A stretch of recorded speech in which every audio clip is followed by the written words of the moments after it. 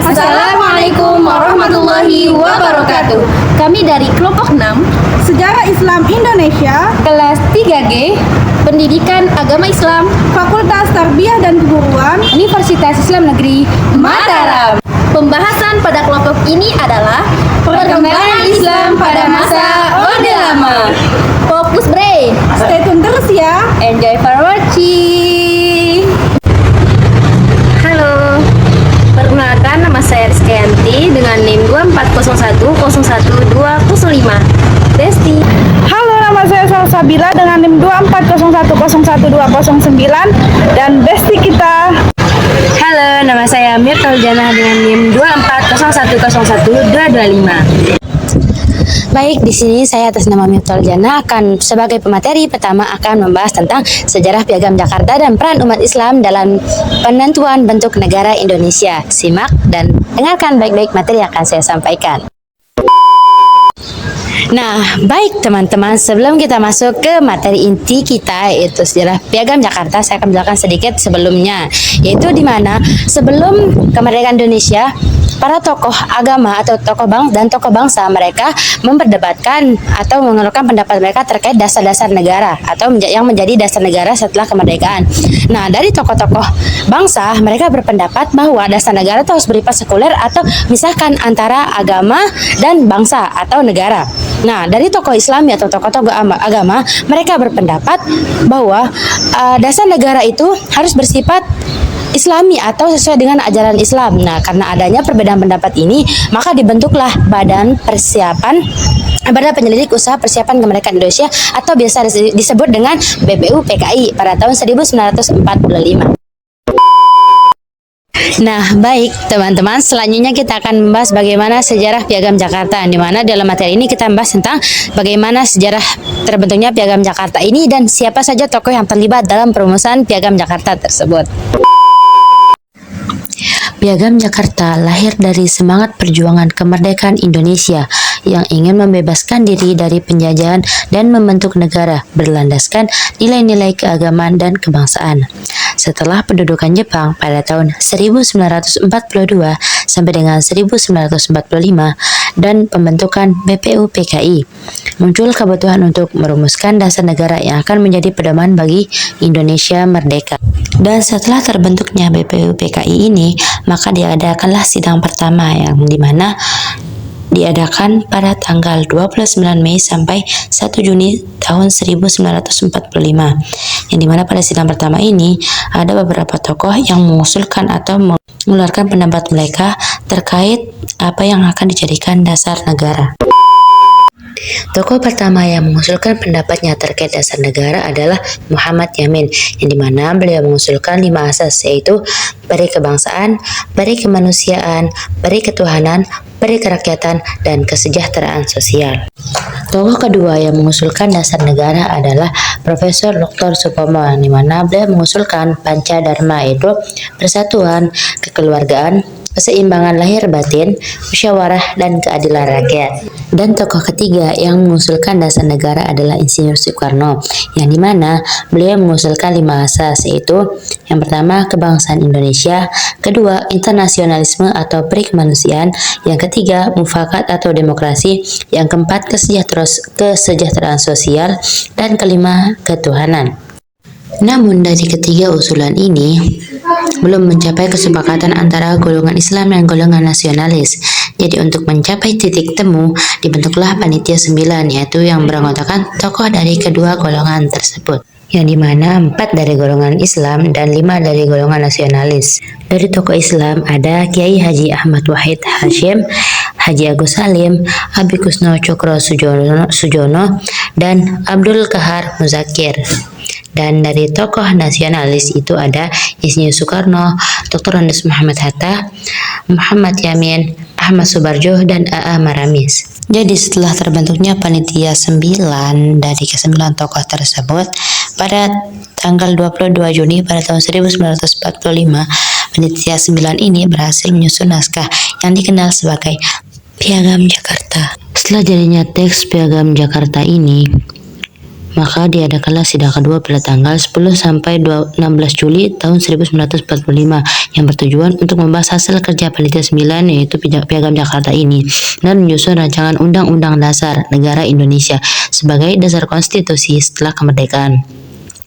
Dalam sidang ini juga membahas tentang bagaimana Piagam Jakarta diterima secara aklamasi dan disepakati menjadi pembukaan Undang-Undang Dasar 1945 yang memuat nilai-nilai ketuhanan, kemanusiaan, persatuan, kerakyatan, dan keadilan sosial. Selain itu, sidang ini juga membahas berbagai hal penting seperti bentuk negara yang ditetapkan sebagai Negara Kesatuan Republik Indonesia. Setelah sidang ini berakhir, BPU PKI dibubarkan pada tanggal 7 Agustus 1945 dan digantikan oleh PPKI. Nah, baik, selanjutnya kita akan membahas tentang bagaimana peran umat Islam dalam proses penentuan bentuk negara Indonesia. Umat Islam punya peran besar dalam menentukan bentuk negara Indonesia lewat tokoh-tokoh seperti Kiai Haji Wahid Hasyim, Haji Agus Salim, dan Abdul Qahar Muzakir, di mana mereka ikut andil dan ikut berperan dalam menyusun Piagam Jakarta pada tanggal 22 Juni 1945. Yang awalnya pada Piagam Jakarta ini memuat kalimat dengan kewajiban menjalankan syariat Islam bagi pemeluknya. Tetapi demi menjaga persatuan dan kesatuan bangsa, para tokoh Islam dengan lapang dada setuju menghapus 7 kata itu pada 18 Agustus 1945. Tetapi walau dihapus, nilai-nilai Islam tetap hidup dalam sila pertama Pancasila, yaitu ketuhanan yang Maha Esa, yang artinya umat Islam tetap berperan penting dalam membentuk negara yang berlandaskan keadilan, ketuhanan, dan persatuan. Dan juga umat Islam tidak hanya memperjuangkan agamanya, tetapi juga ikut membentuk dasar dan arah negara Indonesia yang damai dan menghargai perbedaan. Di sini saya akan menjelaskan materi tentang kebijakan politik pemerintahan pada masa Orde Lama. Pada masa Orde Lama, ada sistem pemerintahan. Yang pertama, demokrasi liberal pada tahun 1950 hingga tahun 1959.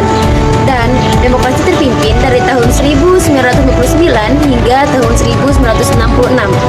Ditandai dengan berkembang pesatnya partai politik dan sistem kabinet parlemen. Sistem pemerintahan dalam bidang politik pada masa demokrasi liberal adalah sistem kabinet parlementer yang berlandaskan pada Undang-Undang Dasar sementara pada tahun 1950, yang dimana sistem pemerintahan ini menyatakan bahwa setiap kabinet-kabinet atau para menteri bertanggung jawab atas parlemen. Terciptanya golongan mayoritas dan minoritas dalam masyarakat serta adanya sikap mementingkan kepentingan golongan partai politik dibandingkan kepentingan nasional maupun kepentingan bersama. Sistem pemerintahan dalam bidang politik yang dianut pada masa demokrasi liberal adalah sistem kabinet presidensial, yang dimana sistem ini berlandaskan pada Undang-Undang Dasar tahun 1945 dan kekuasaan tertinggi negara ditempati pada lembaga eksekutif yaitu presiden. Pemerintahan pada masa demokrasi liberal dijalankan oleh 7 kabinet. Yang pertama, Kabinet Nasir, yang kedua, Kabinet Sukiman, ketiga, Kabinet Wilopo, 4, Kabinet Ali Sastroamidjojo I, 5, Burhanuddin Harahap, ke-6, Kabinet Ali Sastroamidjojo II, dan terakhir Kabinet Juanda atau disebut Kabinet Karya. Adapun beberapa tujuan yang ingin dicapai oleh ketujuh kabinet tersebut, yaitu menjaga keamanan dan ketertiban rakyat, menjaga kesejahteraan rakyat, mempersiapkan dan menyelenggarakan pemilu, dan menyelesaikan masalah dan perjuangkan Irian Barat ke wilayah Indonesia, dan melaksanakan politik luar negeri yang bebas aktif. Masa demokrasi parlementer ini juga membentuk konstitusi, yang dimana sebuah lembaga yang bertugas untuk menyusun undang-undang dasar baru bagi Indonesia. Periode tahun 1950 hingga tahun 1959 merupakan masa berkiprahnya partai-partai politik pada pemerintahan Indonesia, yang dimana pada masa ini terjadi pergantian kabinet. Partai-partai politik yang terkuat mengambil alih kekuasaan. Dua partai politik terkuat, yaitu Partai PNI dan Partai Masyumi, silih berganti memimpin kabinet. Hampir setiap tahun terjadi pergantian kabinet. Masa pemerintahan kabinet tidak berumur lama atau tidak berumur panjang, sehingga masing-masing kabinet yang berkuasa tidak melaksanakan seluruh programnya. Keadaan ini menimbulkan ketidakstabilan dalam bidang politik, ekonomi, sosial, dan keamanan. Berikut penjelasan tentang kabinet, masa jabatan, serta program dan penyebab pengembalian mandat dari kabinet ke presiden. Kabinet pertama yaitu Kabinet Natsir dengan masa jabatan dari 6 September 1950 hingga 18 April 1951. Kabinet kedua yaitu Kabinet Sukiman, masa jabatan dari 26 April 1951 hingga 26 April 1952. Kabinet ketiga yaitu Kabinet Lopo, masa jabatan dari 3 April 1952 hingga 2 Juni 1953.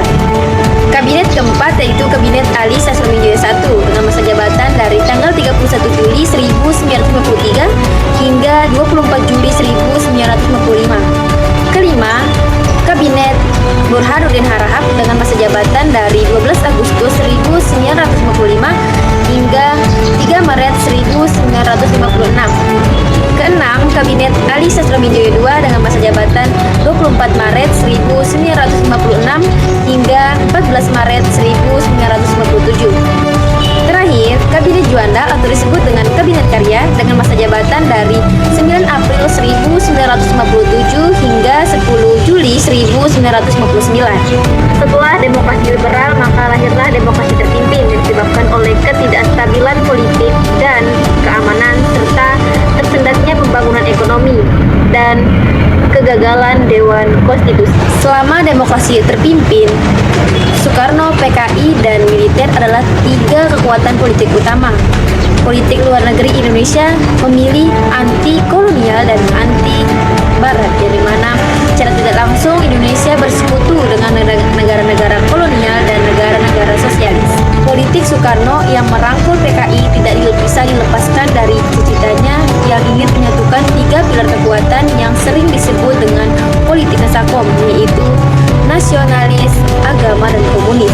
Tindakan Presiden Soekarno untuk memperlancar proses demokrasi terpimpin adalah pembubaran DPR hasil pemilu tahun 1955 karena adanya penolakan RAPR, sehingga Presiden mengeluarkan penetapan Presiden nomor 3 tahun 1960 yang menyatakan bahwa pembubaran DPR hasil pemilu tahun 1955 dan dilanjutkan dengan pembentukan DPR GR. Pembentukan DPR GR sebagai hasil penunjukan dari Presiden Soekarno mendapat banyak sekali penolakan dari berbagai elemen politik seperti NU oleh tokoh Rois Am dan Kiai Haji Wahab Hasbullah yang menyatakan bahwa NU tidak bisa duduk dengan PKI dalam satu kabinet Nasakom dan tidak mau bekerjasama dengan PKI.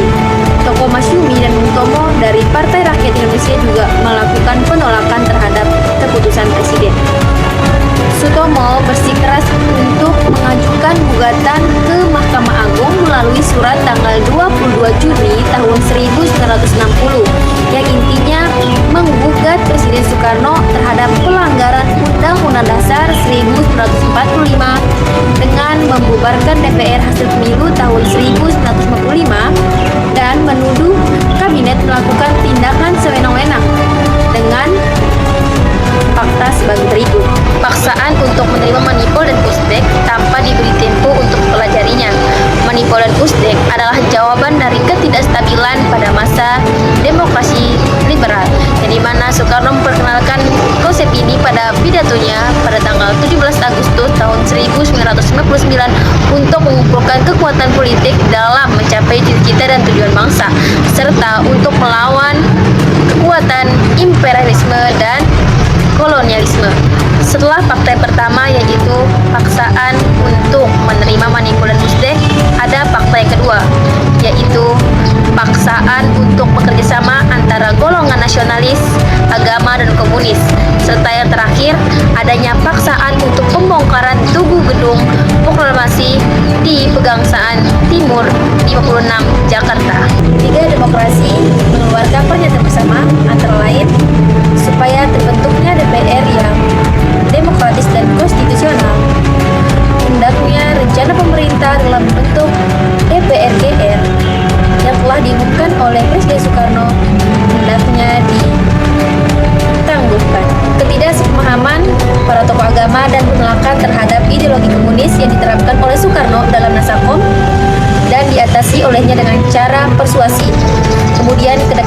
Soekarno dengan PKI yang dimana membuat kepercayaan masyarakat sedikit demi sedikit berkurang terhadap kepemimpinan sang presiden.